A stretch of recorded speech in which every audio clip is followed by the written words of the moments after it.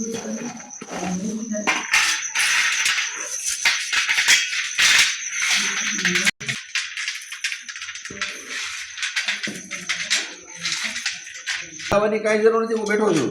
હા, મૂંઝાવાની કાંઈ જરૂર નથી. રોવાનું બંધ કરો.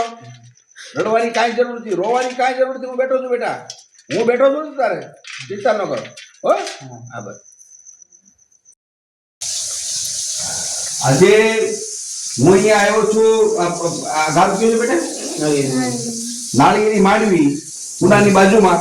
અને હર મહિનાની 2 તારીખે ઉનાની અંદર મારો દેલવાડામાં કેમ્પ થાય છે અને 3 તારીખે સોમનાથ થતો હોય છે. અત્યારે હું આવ્યો છું. આ ભાઈ છે એ આપણે ત્યાં દવા પણ લેવા આવ્યા છે. તો માથે એમનો વિડીયો પણ મૂક્યો છે.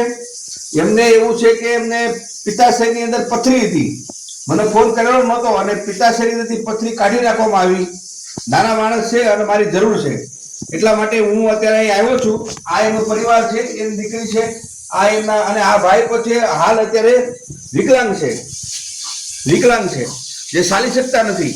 પણ મને જાણ થતા હું અત્યારે અહીં આવ્યો છું અને અહીંયા આવી અને મેં એમને વાત કરેલી છે કે તમારે કોઈ પણ પ્રકારની કાંઈ પણ પ્રકારની જરૂર પડે છૂટ બાબતથી કે કોઈ પણ વસ્તુથી તો હું મદદ કરીશ. અને બીજું કે હાલ હું અત્યારે મારી રીતે થોડુંક યોગદાન આપું છું. મારી બધાને નમ્ર વિનંતી છે કે થોડુંક યોગદાન આ રીતે મળી રહે. તો આવી કોઈ પણ બાબતથી હોય અને જેમને ભગવાને કંઈ પણ આપ્યું હોય તો આ રીતે જતું રહેવાય, જેથી કરીને એની આપણે એક અગ્ન કરી જો પૂર મળે. અને બીજી એક વાત એ કરું છું કે ભાઈને મોઢે સાંભળીએ શું થયું હતું તમને? મને પહેલા શરૂઆતમાં કેન્સર થયું, બાપુએ મટાડ્યું છે. અત્યારે પિત્તાશયનું બાપુએ પહેલી વાર જિંદગી આપી, બીજી વાર બાપુ જિંદગી આપી રહ્યા છે. બાપુની કૃપાથી સારું થઈ ગયું છે. વાહ.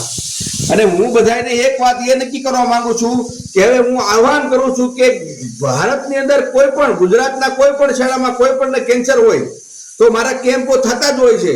અને કદાચ કોઈ કેમ્પમાં ન આવી શકતા હોય અને એના કોઈના આજુબાજુના ગામડાના વિસ્તારમાં, સેવાડામાં, જંગલી આજુબાજુમાં રહેતા હોય જ્યાં નેટવર્ક પણ ન આવતો, એ મારો ફોન કરો. હું તમને ઘર સુધી આવીને દવા આપી જાય, ખુદ ઘરે આવીને દવા આપીશ. આ મારો તમને નમો નારાયણ છે. મારો નંબર છે 951069 તો હું બેટા તમને એટલું તમને દાન આપું.